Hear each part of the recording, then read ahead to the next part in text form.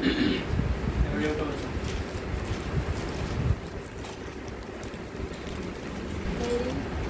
ఇదిగోండి చేసేసుకోండి అయితే ఇదిగోండి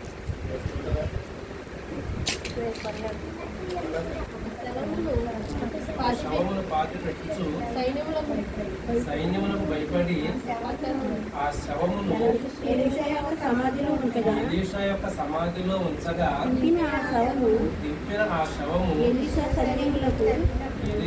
శల్యములకు తగిలినప్పుడు అది తిరిగి ప్రతి పాలు మోపి నిలిచెను.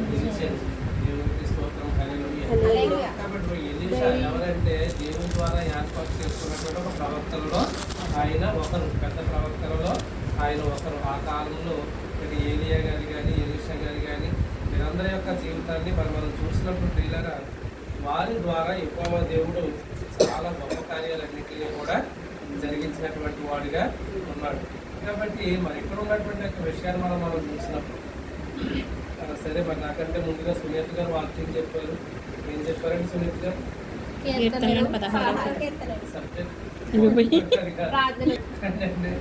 ప్రార్థన గురించి చెప్పారా, విశ్వాసం గురించి చెప్పారా అనేది. ఏదేమైనా కూడా నేను ఆలస్యమైనప్పుడు ఉన్నటువంటి యొక్క సమయాన్ని మరి ఆ విధంగా చేసి మరి ప్రార్థన అనేటటువంటి విషయం. కాబట్టి ప్రియులారా ఆ యొక్క ప్రారంభ దినాల నుంచి కూడా ఈ ప్రార్థించినటువంటి ప్రవక్తలు కావచ్చు, శిష్యులు కావచ్చు, విశ్వాసులు కావచ్చు, లేదనుకుంటే ప్రియులారా భక్తిహీనులు కావచ్చు, భక్తి లేని వాడు కావచ్చు, అసలు దేవుడు అంటే ఎవరో తెలియనటువంటి ఆ యొక్క యేసుక్రీస్తు వారి పక్కన సిలివేసినటువంటి దొంగ కావచ్చు, ఎవరమైనప్పటికీ కూడా మనం ఏదైనా అడిగితే దేవుడు కాదనే దేవుడు మాత్రము కాదు. అయితే ఇక్కడ యొక్క ఎలీషా గారిని మనం చూసినప్పుడు ఆయన బ్రతుకున్నటువంటి కాలంలో చాలా గొప్ప కార్యాలు చేశాడు. ఆయన ద్వారా దేవుడు చాలా గొప్ప కార్యాలు జరిగించుకున్నారు. అది కరెక్ట్ అనమాట. ఆయన చేశారని కాదు, ఆయన ద్వారా దేవుడు గొప్ప కార్యాలు జరిగించారు. మనందరి విషయంలో కూడా మన సంఘంలో ప్రార్థన చేస్తే ఒక సమస్య తీరుతుంది అనుకోండి, దానిని బట్టి దేవుడి నామము గణపరచబడాలి. అయితే ఇక్కడ ఈయన చనిపోయిన తర్వాత ఆయన తీసుకెళ్ళి ఎక్కడో పాతిపెట్టారు. పాతిపెట్టిన తర్వాత అక్కడ ఏదో ఒక విషయం అనేటువంటి జరిగినప్పుడు ఇంకొక ఆయన ఎవరో చనిపోయిన వాళ్ళు ఏం చేశారంటే వాళ్ళు తీసుకొచ్చి ఆ యొక్క ఎలీషా శవముని అక్కడ రాసి పెడితే అప్పటికి ఇంకా ఆ యొక్క ఎలీషా గారి బాడీ ఏమీ లేదు, ఇంకా బహుశా అస్థిపంజరం అయిపోతుంది అంతా కూడా. అయితే వాటికి తగిలినప్పుడు ఆ చనిపోయినటువంటి శవం బ్రతికేసిందట. ఆ చనిపోయినటువంటి వాడు లేచి బ్రతికేశాడట. అంటే ప్రియులారా ఇప్పుడు చనిపోయినటువంటి ఎలీషా గారి యొక్క ఆ యొక్క ఎండిపోయినటువంటి ఎముకలో శక్తి ఉందంటారా, లేదంటే ఆ గొప్ప కార్యం దేవుడు చేశారంటారా? దేవుడే చేయాలండి. కాబట్టి మరి పౌలు గారు, పేతురు గారు వీళ్ళు నడిచి వెళ్తా ఉన్నప్పుడు వాళ్ళ నీడ తాగితే చాలా అక్కడ స్వస్థతలు జరిగిపోయి అంటారు. కాబట్టి పిల్లరా అంటే అది ఒక సాదృశ్యాన్ని దేవుడు అక్కడ వచ్చి వారి ద్వారా దేవుడు ఏం చేసిన గొప్ప కార్యాలను చేశాడు. కాబట్టి ఎలీషా గారు జీవించున్నటువంటి కాలంలో కూడా గొప్ప కార్యాలు చేశాడు. ఆయన మరణించి సమాధి చేయబడిన తర్వాత కూడా ఆ యొక్క శరీరమును తాకినప్పుడు కూడా, ఆ యొక్క దేహాన్ని తాకినప్పుడు కూడా అక్కడ కూడా దేవుడు గొప్ప కార్యాలనే చేసినటువంటి వాడుగా ఉన్నారనేటువంటి విషయం. ఎందుకంటే పిల్లరా మొదటి సమూయేలు గ్రంథము 2వ అధ్యాయము 6వ వచనాన్ని మనం చూసినప్పుడు జనులను సజీవులుగాను మృతులుగాను చేయువాడు యెహోవాయే, పాతాళమును పంపుచు అందులోంచి రప్పించుచున్నవాడు కూడా ఆయనే. కాబట్టి యెహోవా దారిద్ర్యమును ఐశ్వర్యమును కలుగు చేయువాడు, కృంగజేయువాడును ఆయనే, లేవనెత్తువాడు కూడా ఆయనే. కాబట్టి ప్రియులారా ఈ సత్యాన్ని మనం తెలుసుకోవాలి. ఎందుకంటే మనం ఏ స్థితిలో ఉన్నా కూడా దేవుడిని నిందించడానికి ఎక్కడ అవకాశము లేదండి. ఆరోగ్యంగా ఉన్న దేవుడిని నిందించకూడదు, మనం అనారోగ్యంగా ఉన్న దేవుడిని నిందించకూడదు. కాబట్టి ఆరోగ్యంగా ఉన్నప్పుడు దేవుడిని ఎలాగైతే గణపరిచామో బలహీనతల్లో కూడా దేవుడిని అలాగే గణపరచాలి. మనకు సర్వసమృద్ధి ఉన్నప్పుడు దేవుడిని ఎలాగైతే గణపరుస్తున్నామో గట్టిగా దారిద్ర్యంలో ఉన్నా కూడా దేవుడిని మనం గణపరిచే వారంగా ఉండాలి. ఎందుకంటే దారిద్ర్యాన్ని కలుగజేసిన ఆయన, ఐశ్వర్యాన్ని కలుగజేసిన కూడా ఆయనే. మనం కృంగిపోయినటువంటి స్థితి, కృంగిపోవడం అంటే అనుకున్నటువంటి కార్యాలు జరగనప్పుడు, మనసులో నెమ్మది లేనప్పుడు, మనం కృంగిపోయినటువంటి స్థితిలో ఉన్నప్పుడు ప్రియులారా, మరి అప్పుడు కూడా మనం దేవుడిని ఏం చేయాలంటే గణపరిచే వారంగా ఉండాలి. ఎందుకంటే కృంగిపోతే నీ జీవితాన్ని అలాగే ఉంచాలనేది దేవుని ఉద్దేశము కాదు. ఎందుకంటే నేను కృంగజేయువాడు ఆయనే, తిరిగి మళ్ళా లేవనెత్తువాడు కూడా ఆయనే. కాబట్టి ఆ సత్యాన్ని నమ్మి ప్రియులారా, ఎందుకంటే ఇక్కడ ఉన్నటువంటి యొక్క విషయాలు మనం ఆలోచన చేస్తూ ఉన్నప్పుడు ఎలీషా గారి గురించి మాట్లాడుకుంటున్నాం కదా, ఆ యొక్క విషయంలో మనం 2వ రాజుల గ్రంథం 4వ అధ్యాయము 2వ వచనం నుంచి మనం చూసినప్పుడు, లేదా మొదటి నుంచి నేను చదువుతాను, చూస్తారు మీరు. అంతటా ప్రవక్తల శిష్యుల్లో ఒకరి భార్య, నీ దాసుడైన నా పెనిమిటి చనిపోయెను అని చెప్తుందండి అక్కడ.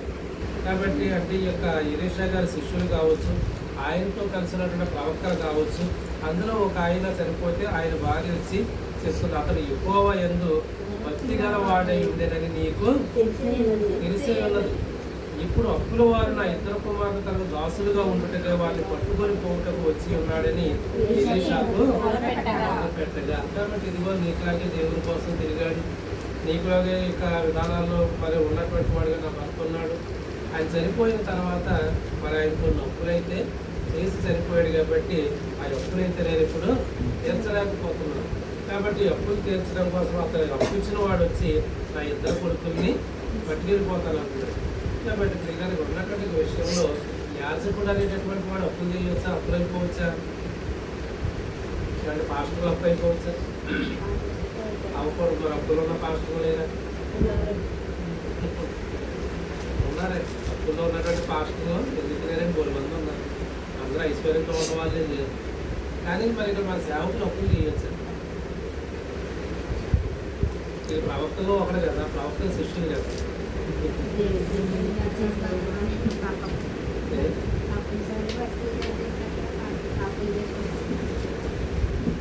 తప్పనిసరి పరిస్థితి అయితే ఏం చేద్దాం. మీరైతే మీ మనంగానే ఉన్నారు. సేవలోకి వచ్చాక మీకు బాగా గడిచిపోయింది. తర్వాత మేము వస్తా సంఘం ఉన్నాం, బాగా గడిచిపోయింది. వీటికి ఎందుకు వచ్చిన బాధ, గొప్పగా వచ్చిన వారు అన్నట్టుగా మన సందర్భాలు అంటే ఇప్పుడు తీవ్రమైనటువంటి బలహీనతలు వచ్చినాయి. లేదనుకుంటే ఒక సేవకుడికి ఏదో యాక్సిడెంట్ అయ్యింది. ఇప్పుడు ఆ సేవకులు కొంచెం మంది కిడ్నీలు పాడైపోయి ఉన్నారు. కాబట్టి పాడైపోయినటువంటి సేవకుడికి ఏదో పాస్టర్ ఏదో పట్టుకెళ్ళిస్తారు. అది కూడా ఏ మూలకే రాదు. ఒక కిడ్నీ మార్చాలంటే 20 లక్షలు. ఎక్కడి నుంచి వస్తే సేవకుడికి, పేద సేవకుడికి ఎక్కడి నుంచి వస్తాయి? ధనవంతుడికి అయితే ఉంటాయి. కానీ ఇటువంటి పరిస్థితుల్లో కానీ కొంచెం మంది సేవకులు చేసేటటువంటి పని ఏంటంటే పిల్లల ఆర్భాటాల కోసం కూడా అప్పులు చేసేటటువంటి వారు ఉన్నారు. ఎందుకంటే పరిచయం గొప్పగా జరిగించాలి. మంచిగా పిల్లలు దేవుడి దగ్గర ప్రార్థన చేయాలి.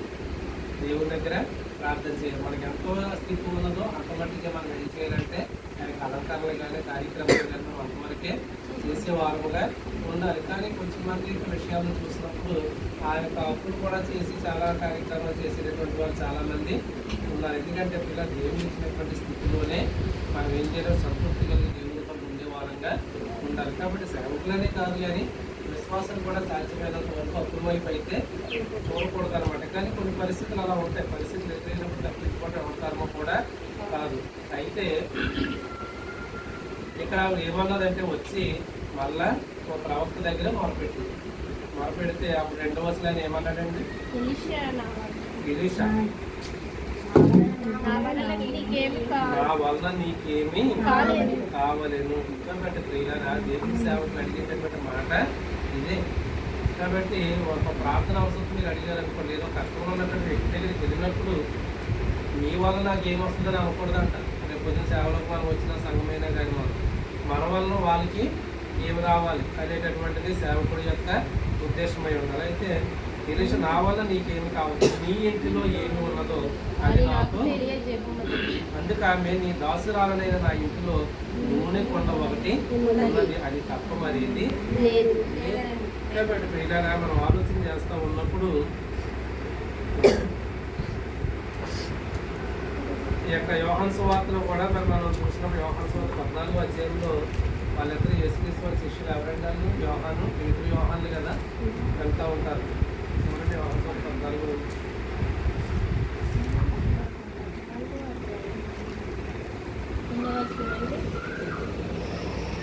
13-14 యోహాను సువార్త 14 అధ్యాయం 13-14 మీరు నా నామమున ఏది దేని అడుగుదురో తండ్రి కుమారుని యందు మహిమ పరచబడుటకై దానిని చేతులు దేవుని స్తోత్రం హల్లెలూయా.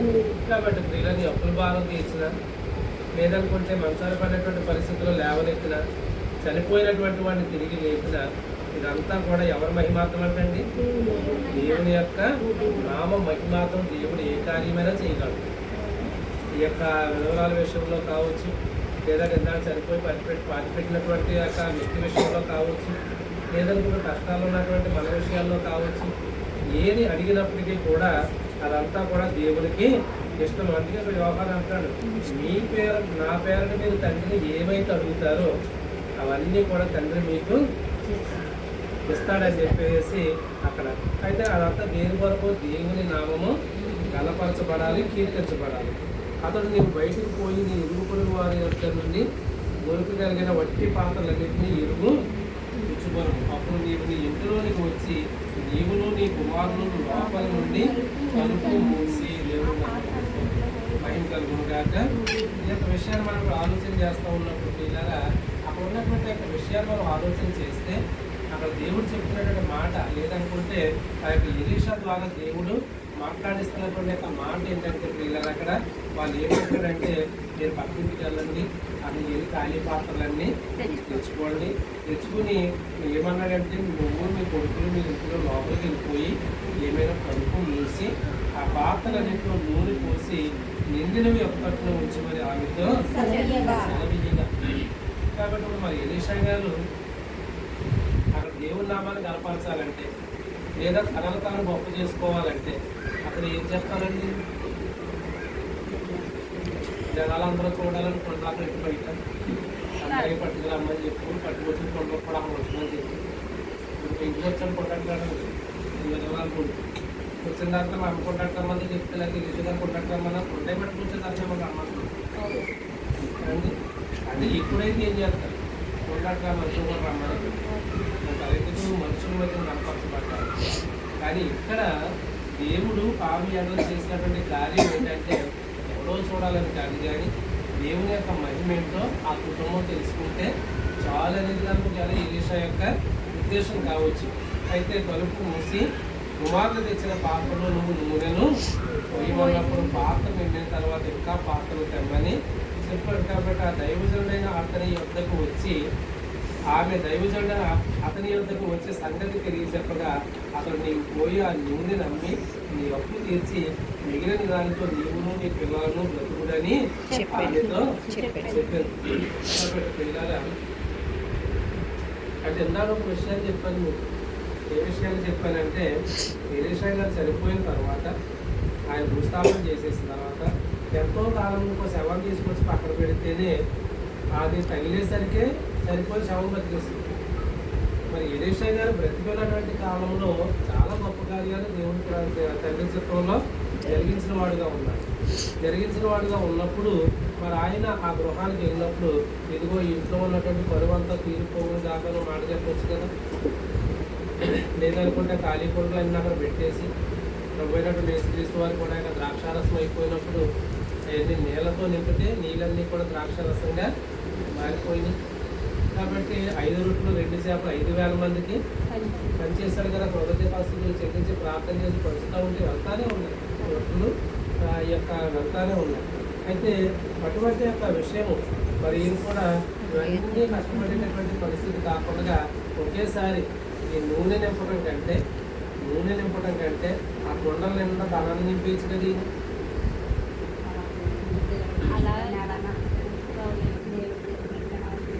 కష్టం విలువ తెలియదు కదా.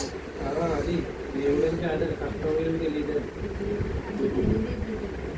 దేవుడని తెలుస్తుంది, నూనె నింపితే తెలియదా? ఇప్పుడు ఆ ఇంట్లో ఏమీ లేదు, ఆవిడ పెద్ద నూనె వ్యాపారం చేస్తుంది, ఎక్కడి నుంచి తెచ్చేవి నూనె అడగడం కొనుక్కున్నాము అడుగుతాడు కదా.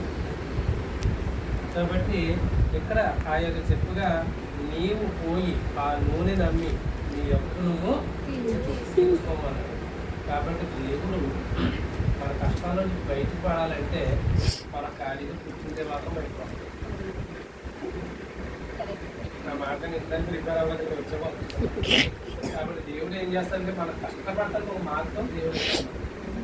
దాన్ని నిలబెట్టుకోవాలి, దాన్ని సద్వినియోగము చేసుకోవాలి. దాన్ని సద్వినియోగం చేసుకున్నప్పుడు క్రీడాగా తప్పనిసరిగా ఏంటంటే కష్టపడకుండా చక్కనైన విధానాలు ఉండాలంటే మనం పెద్ద కళ సంపాదించలేదు కదా.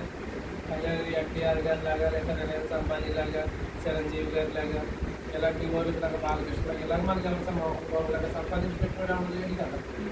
కాబట్టి మరి వాళ్ళకి ఏంటంటే తరతరాల ఆస్తి అనేటటువంటిది వారికి ఉన్నది. కాబట్టి అయినా వాళ్ళ పిల్లలు కష్టపడుకుని ఉంటున్నారా? కష్టపడతారు, చాలా కష్టపడతారు. కాబట్టి సౌఖ్యాలు ఉన్నాయనుకుంటాం. సినిమా హీరోలు షూటింగ్లో చూస్తే తెలుస్తుంది వాళ్ళు కష్టపెట్టాలి బాధ ఏంటో, ఆ లైటింగ్లకి ఆ విధానాలకి. కాబట్టి అది కూడా కష్టమే కదా. కాబట్టి దేవుడు ఏం చేస్తాడంటే మనందరికీ కష్టపడ్డానికి ఆరోగ్యం ఇస్తాడు. ఏదో ఒక మార్గాన్ని దేవుడు చూపిస్తాడు అనమాట. ఏదో ఒక మార్గాన్ని దేవుడు చూపిస్తాడు. ఇవుడు కూడా ఏం చూపించాడు? ఆ యొక్క కొండల నిండా నూనె ఇచ్చాడు. ఆ నూనె పట్టుకెళ్ళి నూనె కొడుకులో అమ్ముకున్న అప్పులన్నీ తీర్చుకోండి అన్నాడు. నేను అనేటువంటి మాట ఏంటంటే నూనె ఇవ్వకుండా అందరింట్లో ఉన్నటువంటి ఆ పెట్టి పట్టిన అని చెప్పని పెట్టిలన్నీ డబ్బులతో నింపేసి కదా అంటున్నారు. అలాగే దేవుడు ఎవరు తెలియదు అంటారు. ఎందుకు తెలియదు? ఇప్పుడు మీకు పెట్టిన కాలం దేవుడు ఇస్తే సాక్షి చెప్పడం పెట్టి నేను అప్పుడు ఇల్లు వచ్చేసరికి పెట్టి ఖాళీ పెట్టి ప్రార్థన చేసి అంత డబ్బులు పెట్టుకోండి ఇళ్ళు ఉంటున్నాను.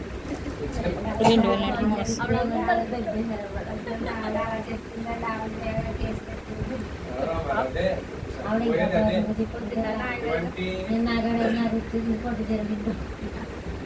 అటువంటివి కూడా చాలా. మీరు ఇలాగ అడగండి, ఇలాగ అడిగితే దేవుడు అలాగిస్తారు ఎలాగిస్తారంటే కష్టపడకుండా పైకి వచ్చి అవడం దేవుడు. కానీ ఎంత కష్టపడి ఎందుకు పైకి రాలేకపోతున్నామంటే దాని మీద కూడా దేవుడి చిత్తం ఏదో ఉంది. ఇందాక వాక్యం చదివించారు కదా, దారిద్ర్యాన్ని కలగజేయవాడు ఆయనే, ఐశ్వర్యాన్ని ఇచ్చేవాడు కూడా ఆయన. అది ఎప్పుడు ఇవ్వాలనేది ఆయన యొక్క ఇష్టమై ఉంది. అంతేగాని మనం అడిగినప్పుడల్లా ఇవ్వాలంటే ఆయన ఇవ్వడం. అపోస్తుల కార్యములు 3వ అధ్యాయము ఏంటన్నమాట. అపోస్తుల కార్యములు 3వ అధ్యాయము 6వ వచనాన్ని మనం చూసినప్పుడు లేదా 2వ వచనం, పుట్టినది మొదలుకొని పుట్టువాడైన ఒక మనుషుడు మోసుకొని పోతున్నాడు. వాడు ఎప్పుడు కూడా దేవాలయం దగ్గర నుండి ఏం చేస్తాడంటే భిక్షము పడుకుంటున్నాడు. పేతురు యోహాను దేవాలయం దగ్గరికి వెళ్తా ఉన్నప్పుడు వాళ్ళు తట్టు చూసి వాడు ఏంటంటే వాళ్ళు ఏదన్నా దొరుకుతుందేమని కనిపెట్టుచు వారి యందు లక్ష్యం ఉంచాడు. అంతటి పేతురు వెండి బంగారం యొక్క లేవు కానీ నాకు కలిగినదే నీకు ఇచ్చుచున్నాను, నజరేయుడైన యేసుక్రీస్తు నామమున నడువమని చెప్పి వారి కుడి చెయ్యి పట్టుకొని లేవనెత్తిన వెంటనే వారి పాదములు చీలమండలను బలము పొందెను. వాడు దిక్కున లేచి నిలిచి నడిచెను. నడుచుచు భక్తులు వేయచు దేవుని స్తుతించుచు వారితో కూడా దేవాలయంలోనికి వెళ్ళాడు. వాడు ఏమడిగాడంటే డబ్బులు దొరుకుతాయేమని చూశాడు. కానీ ప్రియులారా, అక్కడ దేవుని యొక్క గొప్ప కార్యం ఏంటంటే మా దగ్గర ఏం లేవన్నది వెండి బంగారాలు మా దగ్గర. ఒకవేళ వెండి బంగారాలు ఇచ్చిన ధనం ఆ వ్యక్తికి ఇచ్చిన అతని జీవితంలో అంతా తీసి నిలబడగలరా? కాబట్టి మన యొక్క ధనము మన యొక్క ఆ బంగారము ఎప్పుడు మన ఆత్మీయ స్థితిలో మన లేపు నిలబెట్టలేదు. కాబట్టి ప్రియులారా, ఆత్మీయ జీవితంలో నిలబడాలంటే ప్రార్థన చాలా ప్రాముఖ్యమైనటువంటిదే ఉన్నది. కాబట్టి ఇటు రీతి ఒకవేళ వెండి బంగారాలు వాళ్ళకి ఇచ్చారని కూడా కలిసి నడుపుకుంటాడా? వాడు మెడలో ఈ బ్రాస్లెట్ పెట్టుకోడు, నేను 3 ఉంగరాలు పెట్టుకున్నాడు, 5 ఉంగరాలు పెట్టుకోడు. బాబు ధర్మం అంటే అప్పుడు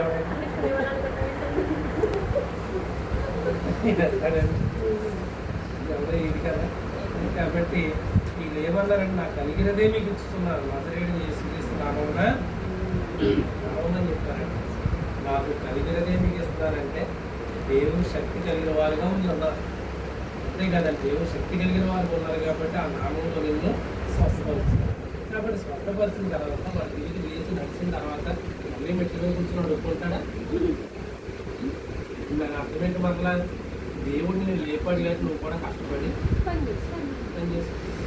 ఇది చాలా ప్రాముఖ్యమైనటువంటి విషయం అనమాట. అయితే ప్రియులారా, ఈ రకమైనటువంటి ఆ యొక్క విషయాల్లో ఉన్నప్పుడు పురంజీవి రాసినటువంటి 2వ పత్రిక 9వ అధ్యాయము 8వ వచనం, మరియు అన్నిటి యందు ఎల్లప్పుడూ మీరు సర్వ సమృద్ధి గలవారై ఉత్తమమైన ప్రతి కార్యము చేయుటకు దేవుడు మీ ఎల్ల సమస్త విధములైన కృపను విస్తరింపజేయగలడు. ఇందు విషయం అతని వెదజల్లి దరిద్రులకు ఇచ్చేము, అతని నీతి నిరంతరము నిలుచునని రాయబడి ఉన్నది. దేవునికి స్తోత్రం, హల్లెలూయా. కాబట్టి అన్నిటి యందు కూడా ఎల్లప్పుడూ మీరు ఎలా ఉండాలంటే సర్వ సమృద్ధి కలిగినటువంటి వారుగా ఉండాలని సమస్త విధములైన కృపను దేవుడు మీకు కలుగజేస్తాడు. కాబట్టి ఆయన ఏం చేశాడంట, వెదజల్లి దరిద్రులకు ఇచ్చినటువంటి వాడిగా ఉన్నాడట. కాబట్టి ప్రియులారా, మరి ఈ విషయాల్లో మనం ఆలోచన చేసినప్పుడు ఆయన పాత నిబంధన కాలంలో ఈ విషయాల దగ్గర గురించి మనం ఆలోచన చేస్తే అక్కడ ప్రవక్తల ద్వారా, కొత్త నిబంధన కాలంలో శిష్యుల ద్వారా దేవుడు ఏం చేసిన గొప్ప కార్యాలను చేశారు. అక్కడ పేదరికంలో అప్పుల భారంలో ఉన్నటువంటి వారికి ఒక మార్గాన్ని చూపించారు. ఇక్కడ లేవలేనటువంటి స్థితిలో ఉండి భిక్షమెత్తుకుంటున్నటువంటి వారికి ఇక్కడ శిష్యుల ద్వారా దేవుడు ఒక మార్గాన్ని చూపించాడు. అలాగే మనకున్నటువంటి పడిపోయినటువంటి స్థితిలో దేవుడు ఏదో ఒక రోజు మనం లేవనెత్తేవాడిగా ఉంటాడు, సర్వ సమృద్ధిని కలుగజేసేవాడిగా ఉంటాడు. ఆ సమృద్ధి కొరకు మనం ఏం చేయాలంటే ప్రియులారా, తండ్రి నా పేరట తండ్రిని మీరు ఏం అడుగుతారో మీరు అడగండి, అడిగితే అవన్నీ కూడా దేవుడు మీకు అనుగ్రహిస్తాడు. అటువంటి గొప్ప కృప దేవుడికి ఏర్పాటు చేసిన జోలి గారికి, చేరు వచ్చిన మనందరికీ మరి దేవుడు దయచేయను కాక. ఆమేన్.